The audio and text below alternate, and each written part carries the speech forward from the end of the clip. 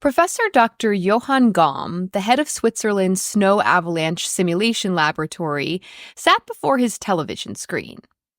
But for such a decorated researcher and scientist, the film he was watching may surprise you. It was an animated children's film, one you've definitely heard of. But he wasn't watching it for fun. He was watching it for science. Dr. Gaume was watching Disney's Frozen, an animated film about two sisters, one of whom has magical snow and ice powers that she can't control. And when she loses control of those powers, the entire kingdom becomes covered in snow and ice. And it was that snow that intrigued Dr. Gaume, because the animation of the way it lay on the slopes and hills, the way it moved, was so realistic, so lifelike, he realized that it just might help him crack a 60-year-old mystery. Back in 1959, 9 experienced hikers died under mysterious circumstances while trying to reach Russia's Mount Otorten in early February under sub-zero conditions.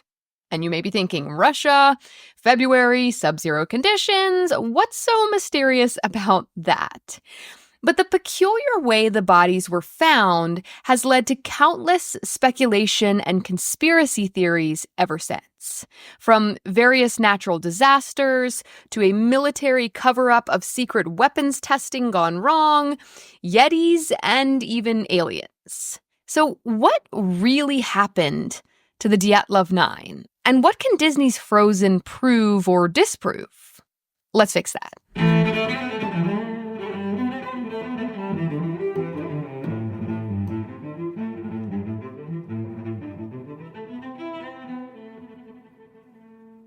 Hello, I'm Shay LaFontaine, and you're listening to History Fix, where I discuss lesser-known true stories from history you won't be able to stop thinking about.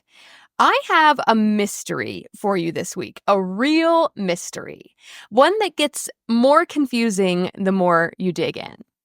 Very little about this story makes sense, and for every plausible theory, there's at least one detail to seemingly disprove it. But at the heart of this story, conspiracy theories aside, you'll find 9 young lives taken too soon and their heroic attempts to save themselves and each other from something. We're not quite sure what that something was. Our story begins in January of 1959. 23-year-old Igor Dyatlov, a fifth-year radio engineering student at Russia's Ural Polytechnic Institute, wants to go for a hike. Well, a ski, really. They're on skis in the Ural Mountains. The Ural Mountains are what separate the Europe part of Russia from the Asia part of Russia. But this isn't just like a quick day trip sort of skiing adventure. Igor is an experienced hiker, skier, explorer. He's planning a trip that spans 200 miles, all the way to Mount Otorten, a trip that will take around 18 days. And of course, he wants some of his buddies to go with him. So he gathers up a group of fellow students, all experienced hikers and skiers themselves. In all, there are 8 men and 2 women in the group. 9 of them are students in their early 20s. There's Igor Dyatlov, the group leader, Yuri Doroshenko, Alexander Kolevatov, Yuri Krivonishenko, Rustam Slobodin, Nicola Thibault-Brignol, Yuri Yudin, and then the 2 girls, Lyudmila Dubanina and Zinaida Kolmogorova. I'm trying. And then there's one more man, Semyon Zolotaryov, but he is not a student. He's actually an instructor at their school. And he's quite a bit older than the rest. He's like 38, while the others are like 20, 21, 22, 23 years old. I'm not totally sure why he went with them, except that he was supposed to go on another similar ski trip that he didn't end up being able to go on. And so maybe he just joined this one to like fill that void. But this is an impressive group. They're all very athletic, experienced in extreme conditions, and they're also very intelligent. Most of them were studying either physics, engineering, or economics. Semyon Zolotaryov, the instructor, the older guy, had fought in World War II. They know what they're doing. They're not just like wandering out into the frigid Russian wilderness clueless. But there are signs of trepidation, not from the hikers themselves, but from their families. Igor's little sister Tatiana, who was 12 years old at the time, reports in a BBC article that her mother had tried to stop Igor from going on the trip, arguing that he was about to graduate and he needed to be working on his thesis. Tatiana says, quote, "But he pleaded with her, 'Just one last time, Mama, just one last time.' And indeed, it was his last time," end quote. Zinaida, who I believe went by Zina, who's one of the two girls, she sent a letter to her family from a small settlement called Vishay, which was where the group was going to be setting out from. It's like their last stop of civilization, basically. So she wrote, quote, "We are going camping, 10 of us, and it's a great bunch of people. I have all the warm clothes I need, so don't worry about me. How are you? Has the cow calved yet? I love her milk," end quote. She's clearly not worried. She's just going on this little 3-week-long camping skiing trip thing through the Ural Mountains. She'll be fine. She has warm clothes, right? She's fine. So their school was in a city called Sverdlovsk at the time, but today it's called Yekaterinburg.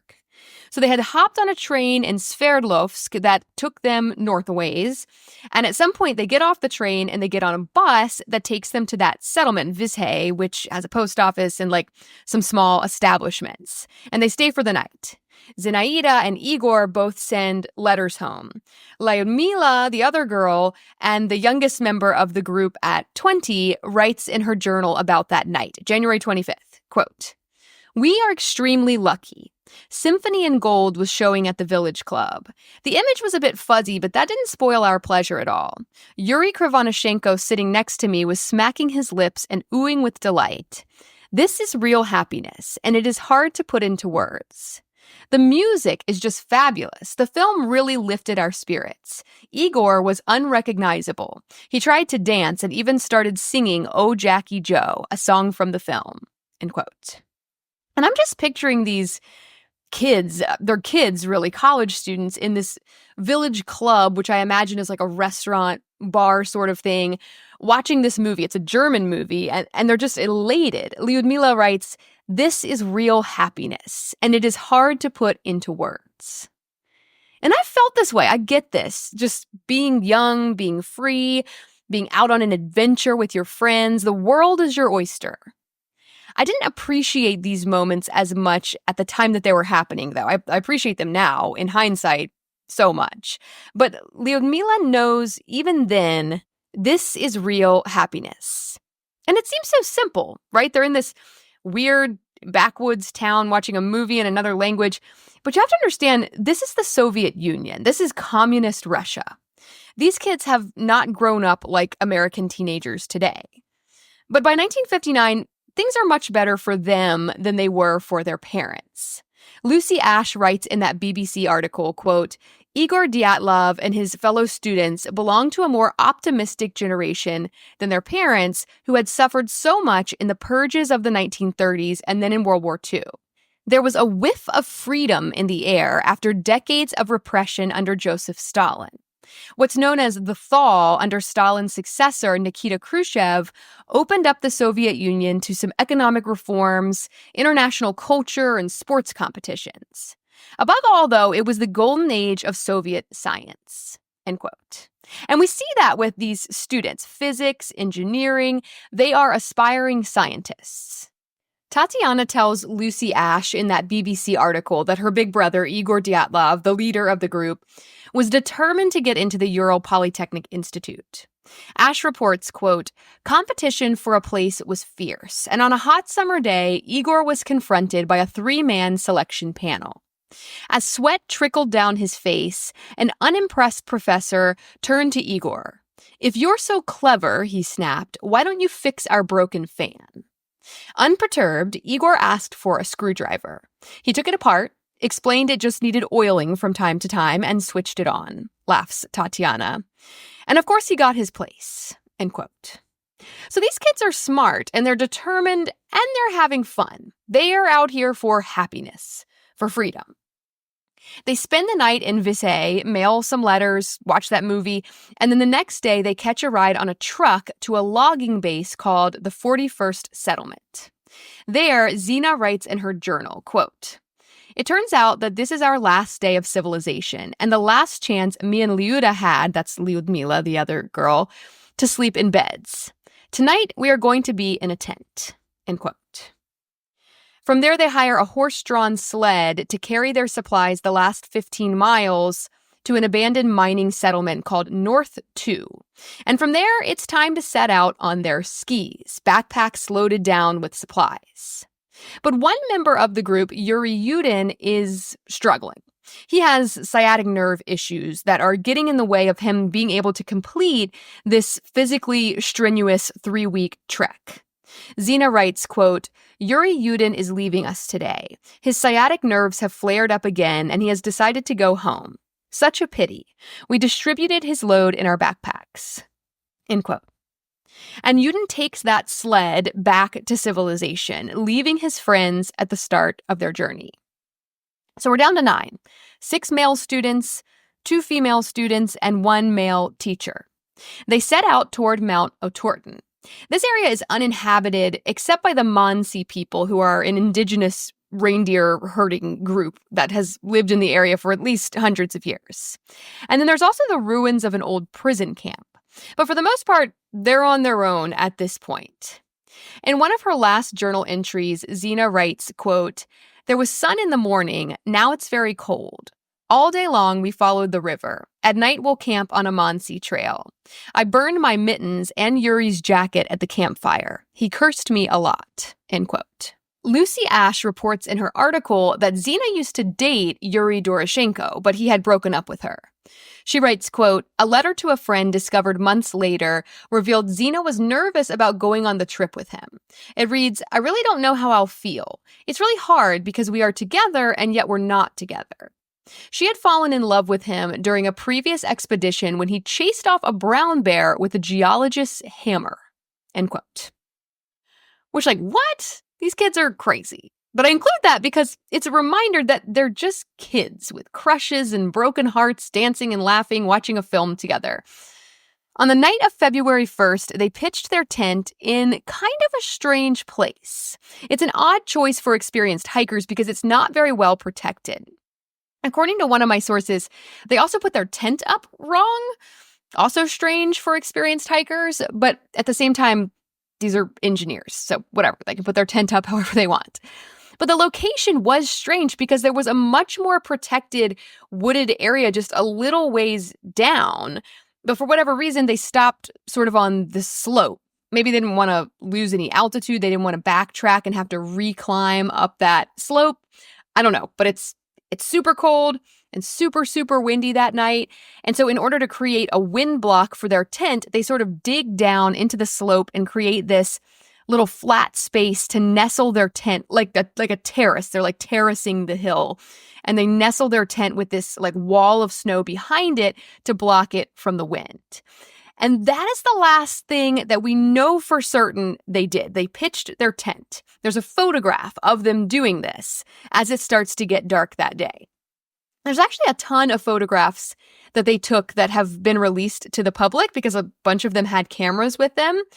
I'm going to link a website to check out all these photos. It's dyatlovpass.com, and it tells you like which camera each of the photos came from, who took the picture, and they're super cool. So I'm going to link that in the description so you guys can check out all the photos. So they're supposed to return to civilization around February 12th. But Igor Dyatlov had told Yuri Yudin, the guy who had to head back early because of his sciatica, he told him before he left that he thought it would take them longer than that. The weather was bad. It was going to take longer than expected. So no one was too worried when they didn't turn back up on February 12th, or even a few days after that. But by February 20th, people started to worry. Their families started to worry. They contacted the university, the Polytechnic Institute, which sent out a search party of student volunteers. Which seems kind of crazy. Like 8 students and a professor just disappeared. Now y'all get out there too and find them. But it's a group of student volunteers, and Mikhail Sherovin was one of them. He recalls in Lucy Ash's BBC article being flown to the area by a helicopter along with other student volunteers. And once in the area, they split into small groups, like search parties, and they started following ski tracks. The ski tracks ended at the edge of a forest, and then footprints could be seen from there climbing up a slope. According to Mikhail, quote, "We had gone about 500 meters when on the left I saw the tent. Part of the canvas was poking out, but the rest was covered in snow. I used an ice pick lying nearby to uncover the entrance." End quote. Here is what the search party reported. Inside the tent, they found a blanket and some rucksacks lined up neatly and a pile of boots in the corner. They also found a map with the route marked on it, official papers, money, and a small flask of alcohol. And next to that was a plate with salo, which is like a white pork fat, on it. Salo is a traditional Slavic dish, and it's super high calorie, so it's something hikers would have carried with them to easily get fat and protein. Mikhail says, quote, "It was sliced up as if they were getting ready to have supper or something and didn't have time." They also noticed that the tent had been cut open from the inside with a knife, perhaps the very knife that someone had just been using to slice up the salo. So they didn't use the tent entrance. They cut open the canvas side of the tent to get out. And they must have been in a hurry coming out of the tent because the footprints leading away and the pile of boots in the corner show that most were barefoot. They were either barefoot, in socks, or in the case of one set of prints, wearing only one boot. So no one, not a one of them, had proper footwear on to trudge through the snow in sub-freezing temperatures. So they were clearly in some kind of a hurry to get out of the tent because they didn't put on their boots. But weirdly enough, the footprints also suggested that they were walking away from the tent, not running. So weird to be in enough of a hurry to not put on your boots, but not enough of a hurry to run once you were out. Another weird thing about the footprints to me is that, so this discovery of the tent is being made 20-some days later, and it was windy and it was snowy and they're on a slope. Just how were the footprints in the snow still there? I don't get how the footprints didn't get filled in with snow and like covered up and buried. But all of the sources talk about these footprints. Mikhail Sherovin, who was there when the tent was discovered, talks about these footprints. Maybe someone more knowledgeable about snow can explain that one to me. No one else seems to be questioning it. I find it quite odd. But anyway, the tent is there, sort of partially covered in snow. The footprints are there, somehow not at all covered in snow. The hikers are not there. Another inconsistency I found about the finding of the tent, Mikhail reported finding a flashlight sitting on top of the tent that still worked when he turned it on. But then another source said that the flashlight had been left on, possibly so that they could find their way back to the tent in the dark. But if Mikhail switched it on, then it hadn't been left on. You can't switch on something that's already on. And so I think a lot of the details of the case have gotten confused throughout the years through retelling and people making assumptions, right? Like a game of telephone. But anyway, they find the tent on February 26th. That night, they sit around a campfire nearby and pass around that small flask of alcohol that had been found in the tent. Mikhail proposes a toast to the health of those in the Dyatlov group. He says, quote, "We shared it out between us. There were 11 of us, including the guides. We were about to drink it when one guy turned to me and said, 'Best not drink to their health, but to their eternal peace.'" End quote. So it seems some in the group, Mikhail at least, were still suffering under the delusion that they may find the hikers alive, while others realized pretty immediately, they don't have a tent, they don't have shoes on, it's been weeks, there's no way. And sure enough, the next day, on February 27th, they discover the first of the bodies just a few hundred yards from the tent. Mikhail says, quote, "We approached a cedar tree, and when we were 20 meters away, we saw a brown spot. It was toward the right of the trunk, and when we got closer, we saw two corpses lying there. The hands and feet were reddish brown." End quote. This was Yuri Doroshenko and Yuri Krivonashenko, and they were both wearing only their underwear. Near them was the remains of a campfire, and it looked like someone had climbed a nearby tree and broken off the lower branches to use as kindling for the fire. Another source suggested someone climbed the tree to look for the tent and accidentally broke off the branches as they climbed. So, take your pick. One of the weirdest things about this discovery is Not that they're only wearing underwear. That'll sort of make more sense later. But one of them, Yuri Krivonashenko, appeared to have bitten off a piece of his own knuckle. And at first I was like, well, I mean, maybe an animal did it after he died. But no, the piece of the knuckle is in the man's mouth. And I cannot make sense of why he would do that, except that maybe he was freezing to death and he had no sensation and was like trying to see if he could feel something by biting his knuckle, except he couldn't, so he bit way too hard and accidentally bit off a piece. That's all I can think of, because both of these men had died of hypothermia. They froze to death. Krivonashenko also had burns on his body, presumably from that fire. So I think he's just like hurting himself because he can't feel anything. He can't feel the pain, so he doesn't realize that he's doing it. Next, they found Igor Dyatlov. He was dressed. He wasn't in his underwear, but he was shoeless, lying face down in the snow, holding on to a birch branch. Zena's body was lying in the snow nearby. Ash says, quote, "From the position of her body, it seemed as if she had been desperately trying to scramble back uphill towards the tent," end quote. So Igor and Zena seemed to be trying to make their way back to the tent, while the other two were over in the tree line by the fire. I don't know why Igor was clutching a birch branch. Was it firewood? Why was he taking it back to the tent? Had he tried to light it on fire like a torch so he could see? I'd love to know if it had been burnt. Ash notes that there was a bright red bruise on the side of Zena's torso, as if she had been hit with a baton. But both of these two had also died of hypothermia. On March 5th, so like a little less than a week later, they find another body not far from Igor and Zena's, also on his way back up the hill toward the tent. They find Rustam Slobodin. He was much better dressed than the others. He had on a long-sleeve undershirt and sweater, 2 pairs of pants, 4 pairs of socks, and 1 felt boot on his right foot.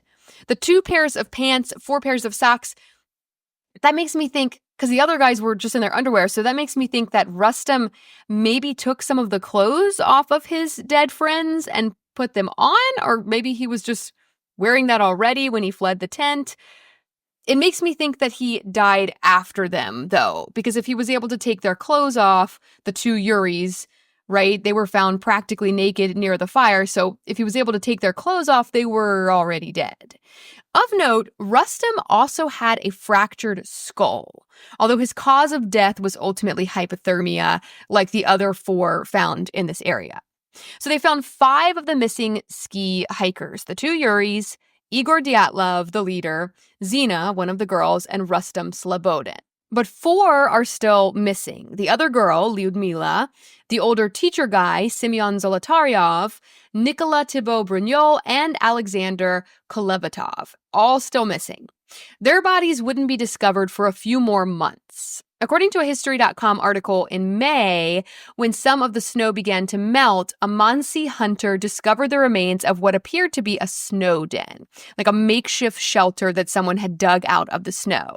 And inside that snow den, they found the last 4 bodies.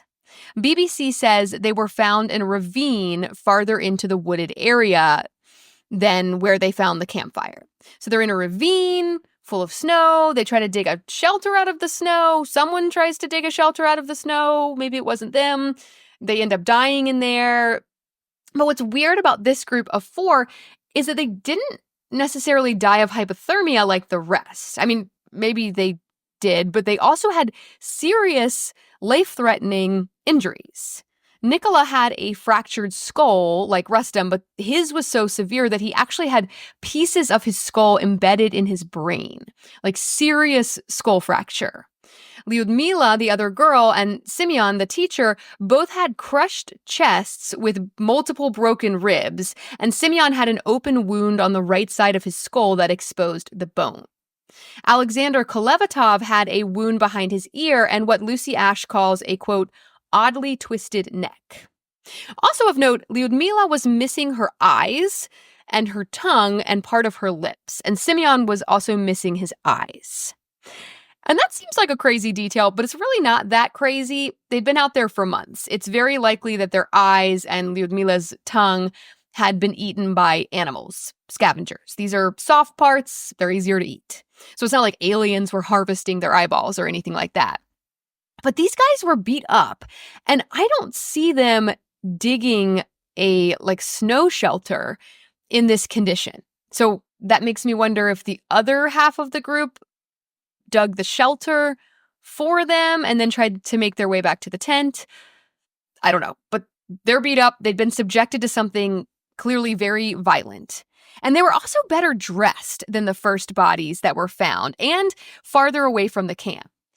And they're wearing clothing that obviously wasn't theirs. Lyudmila was wearing Yuri Krivonashenko's burnt, torn pants, and she had someone else's torn jacket wrapped around her left foot and shin.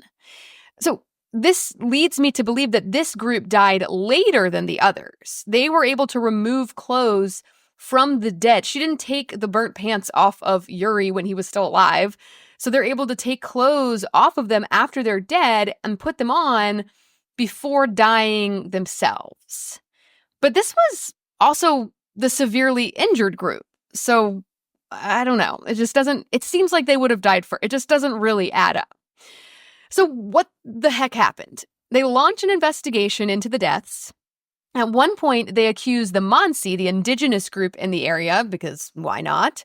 And they theorize that the Mansi had attacked the hikers for trespassing on their land or something. But here's where the footprints come in again. There were 8 or 9 sets of orderly, though barefoot, footprints leading away from the tent. There was no sign of a struggle. There were no Mansi attacker footprints anywhere. So they pretty quickly rule this out. But also the injuries are not consistent with something inflicted by humans, even humans with weapons. These injuries were caused by something much bigger and stronger than a human, something comparable only to a car accident. These are car accident injuries. And so the Mansi are ruled out. Attacks by any animals are also ruled out. No footprints, wrong type of injuries. Some people start to point fingers at the government. Was the government covering something up? We know the Soviet Union did this. If you listen to my episode about Chernobyl, episode 16, then you know all about the secrecy, the Iron Curtain, the cover-ups. Traces of radiation discovered on a couple of the victims' clothing strengthened these accusations. People started to wonder if maybe the government had been testing nuclear weapons or something in this area and it had gone wrong, and now they're trying to cover it up. But the radiation has a rational explanation as well. According to Becky Little, writing for History.com, quote, "This radioactivity on the clothes could be explained by the fact that 2 years before, there had been a nuclear incident known as the Kishtim disaster. One of the hikers on the trip had lived in the contaminated zone, and another had helped with the cleanup," end quote. Others theorized that the mythical Yeti, which is like an Arctic Bigfoot, was to blame. And there's even a photograph. I'm putting it on my Instagram. It's also on that website that I linked in the description. I think it was from one of the Yuri's cameras. And it's like a Bigfoot picture. Like he took a picture of like a large looming figure kind of like halfway coming out from behind a tree. It's actually really weird. But people claim that is a Yeti. But even if it is a Yeti, there's the footprints. You know, there's no Mansi footprints, there's no bear footprints or wolf footprints or whatever. There's certainly no Yeti footprints either. So if a Yeti attacked them in their tent, I feel like it would have left footprints. Some have proposed that maybe something happened with one of the other members of the group, like he lost his mind somehow, went crazy, and they were fleeing from one of their own. But there's not really any evidence of that either. And then there are the orange lights. Lucy Ash interviews 80-year-old Sanka, a Mansi woman living in the area at the time. And Sanka says about that night, quote, "We were coming back from the forest and we could see the village ahead of us. This bright, burning object appeared. It was wider at the front and narrower at the back with a tail, and there were sparks flying off of it," end quote. Ash goes on, quote, "Perhaps it was a comet, but Sanka says the village elders who also witnessed this burning object warned it was a bad omen, something harmful. So were the mysterious lights in the night sky celestial or man-made?" End quote. And did they have anything to do with what happened to the Dyatlov victims? Investigators concluded in May of 1959 that there was no crime committed. There was no guilty party. And so they ended the investigation and blamed the deaths on, quote, a compelling natural force. But the families of the victims always suspected that the military was somehow to blame, that they were covering something up. Igor's sister, Tatiana, tells Ash, quote, what went on up there is hard to say. The families were told, you will never know the truth, so stop asking questions. So what could we do? Don't forget, in those days, if they told you to shut up, you would be silent. End quote. Another prominent theory that emerged was the slab avalanche theory, a compelling natural force. A slab avalanche happens when a big chunk of snow, like a sheet of snow, all stuck together, breaks away from a weaker layer of snow underneath and slides down a hill. It's different than a traditional avalanche, which is like a bunch of loose snow rolling down a hill. And it's also a lot more dangerous because this chunk of snow has force and weight behind it. Now, an avalanche had kind of been ruled out as a theory initially. There were a lot of counter-arguments against it. First of all, avalanche victims usually die of asphyxiation. They get buried under the snow and they suffocate, not blunt force trauma. Also, the slope where they put their tent was not believed to be steep enough for an avalanche to physically happen. It wasn't an avalanche-prone spot. According to Wikipedia, over 100 expeditions have been made to that area since, and none of them have reported conditions that would cause an avalanche. Plus, there was no evidence that an avalanche had occurred. According to Wikipedia, quote, an avalanche would have left certain patterns and debris distributed over a wide area. The bodies found within a month of the event were covered in a very shallow layer of snow. And had there been an avalanche of sufficient strength to sweep away the second party, these bodies would have been swept away as well. This would have caused more serious and different injuries in the process and would have damaged the tree line, end quote. And then we come back to the footprints. They walked away from the tent. They didn't run like one might expect if they were fleeing from an avalanche. So how could there have been an avalanche without any signs of an avalanche? Amazingly, Russia reopened the Dyatlov investigation in 2019. And in a report they released in 2020, they lean heavily into the slab avalanche theory. According to a Smithsonian Magazine article by Malin Sali, quote, the official findings suggested that a torrent of snow slabs or blocky chunks surprised the sleeping victims and pushed them to seek shelter at a nearby ridge. Unable to see more than 50 feet ahead, the hikers froze to death as they attempted to make their way back to their tent, end quote. But obviously that doesn't answer all of the questions. There are still major counter-arguments that report does nothing to quell. If they were sleeping, why had they just cut up that pork fat and left it out on a plate like they were about to eat it? But if they weren't sleeping, why were they undressed? Did they undress later, after they left the tent? It seems some of them possibly took clothes off the dead to wear. Did some of them fall victim to paradoxical undressing? We know this is a thing that happens when people are freezing to death. They feel a burning sensation, and so they start to take off their clothing. You see how you can just go around and around in circles on this. So much of it doesn't make sense. It doesn't add up. And like I said, this 2020 report did very little to address the counter-arguments to the avalanche theory. That's when avalanche researcher Dr. Johan Gom watches Disney's Frozen and is impressed with how realistic the animated snow is. So impressed that he actually reaches out to Disney animators to get his hands on the code that they used to computer animate the snow.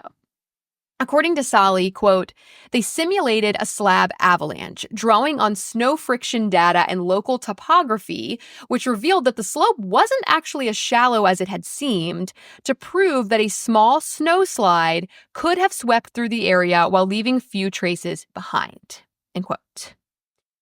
But a small snow slide, would that have inflicted the type of injuries that the victims were found with? Injuries consistent with a car accident?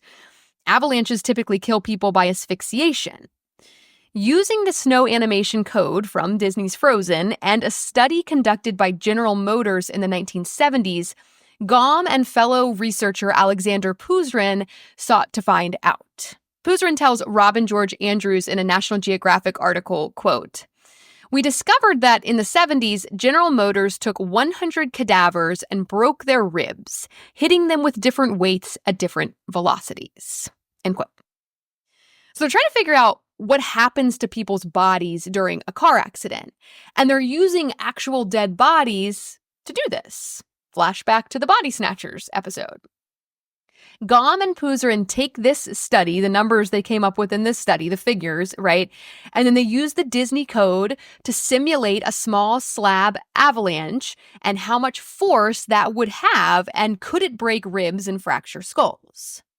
Puzrin said that, according to their simulation, a, quote, 16-foot-long block of hefty snow could, in this unique situation, handily break the ribs and skulls of people sleeping on a rigid bed, end quote. But they also concluded that these injuries would not be immediately fatal. Those who were injured would have been able to get out of the tent, make their way down the slope, and then likely died later of their injuries. Solly says, quote, "Those who had sustained less serious blows likely dragged their injured companions out of the tent in hopes of saving their lives," end quote. But then what about the footprints?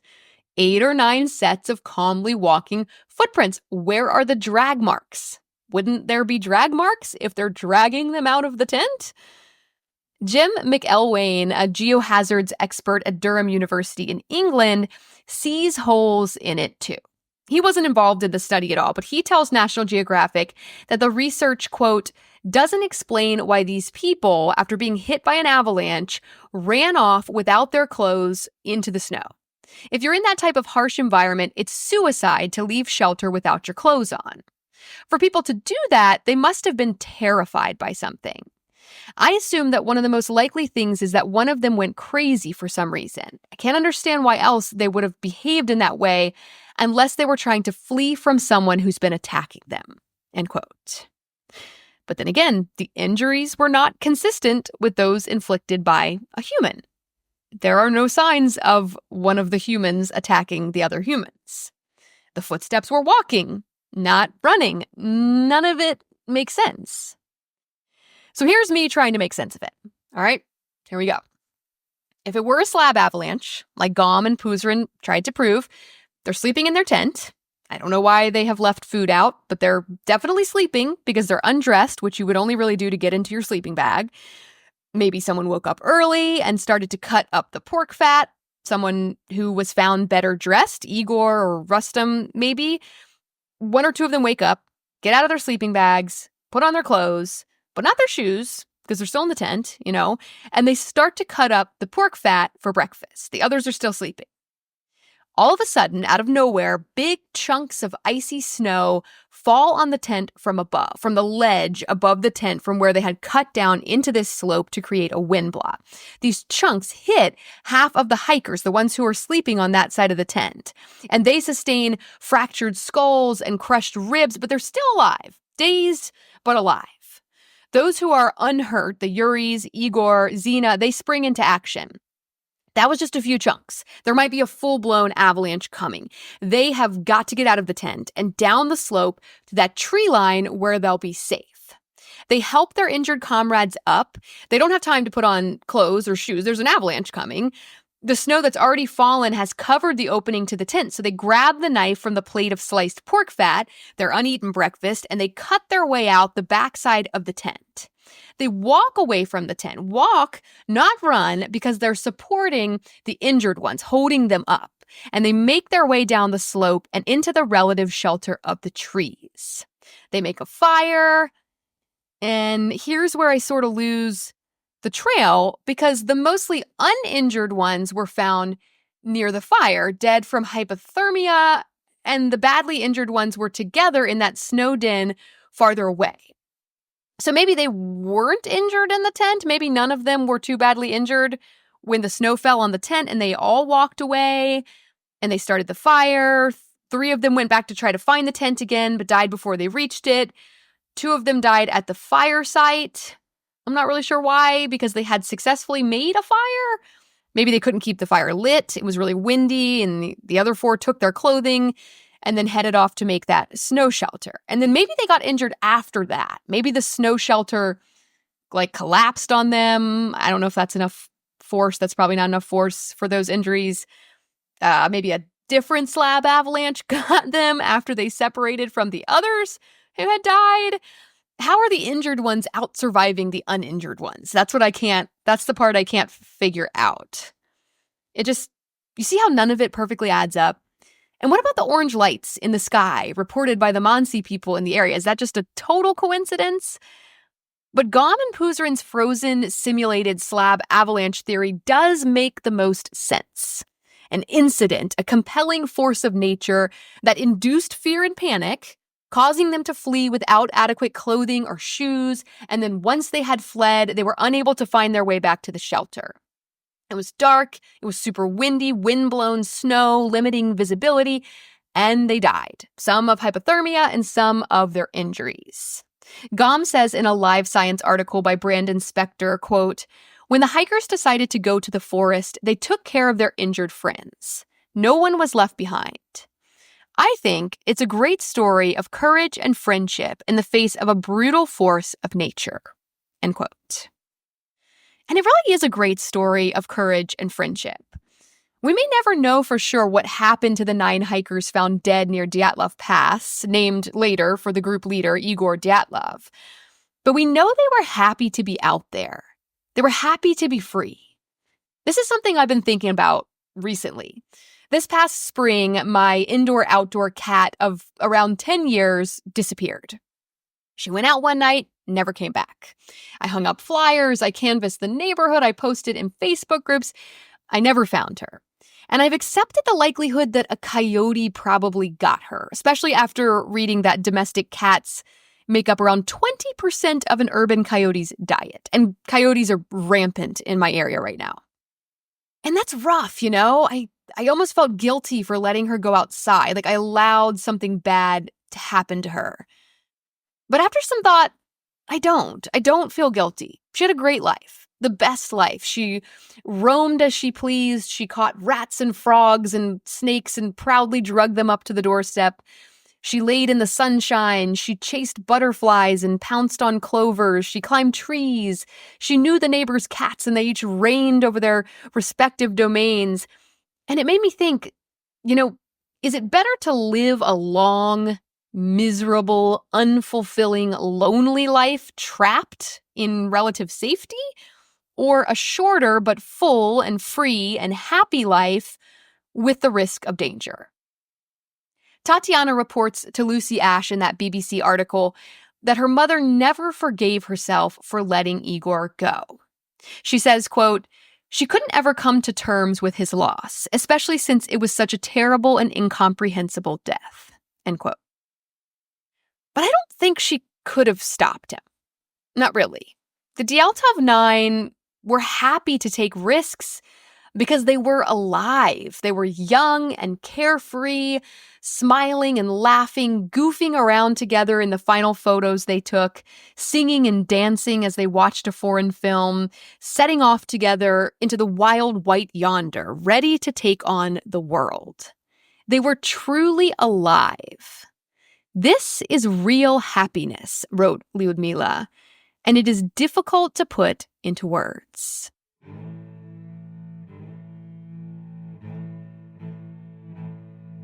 Thank you all so very much for listening to History Fix. I hope you found this story interesting, and maybe you even learned something new. Be sure to follow my Instagram @HistoryFixPodcast to see some images that go along with this episode. There are lots, and to stay on top of new episodes as they drop. I'd also really appreciate it if you would rate and follow History Fix on whatever app you're using to listen, and help me spread the word by telling a few friends about it. That'll make it much easier to get your next fix. Information used in this episode was sourced from BBC, Smithsonian Magazine, Live Science, National Geographic, History.com, Wikipedia, Collider, and Business Insider. As always, links to these sources can be found in the show notes.